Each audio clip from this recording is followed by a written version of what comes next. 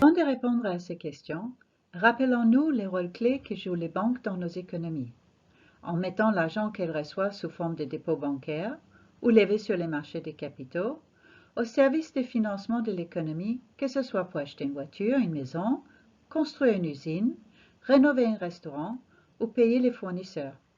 Les capitales des banques, c'est-à-dire l'argent qu'elles détiennent en propre, constituent une première coussin pour absorber des pertes éventuelles. Qu'est-ce qui a mal tourné en 2008-2009? Tout d'abord, une prise de risque excessive, et notamment sur les marchés immobiliers américains,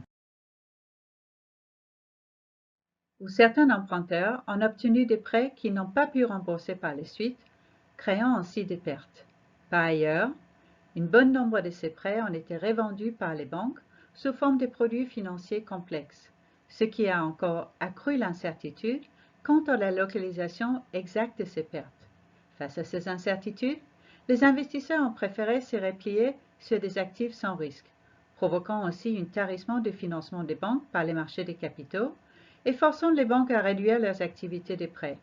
Ces resserrements marqués des conditions de crédit a aggravé la récession économique et déclenché des pertes additionnelles sur les bilans des banques.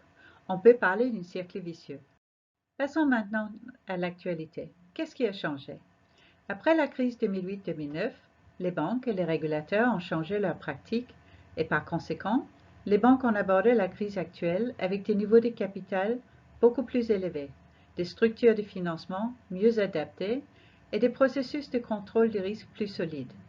Au moment où des secteurs entiers de l'économie a été mis à l'arrêt pour empêcher la propagation du coronavirus, les banques ont pu maintenir les crédits et aider les entreprises à court de liquidités, mais toujours solvables, soutenues aussi par les garanties des crédits fournis par l'État. Par ailleurs, les banques centrales, pour leur part, ont pris des actions pour soutenir la liquidité des systèmes financiers.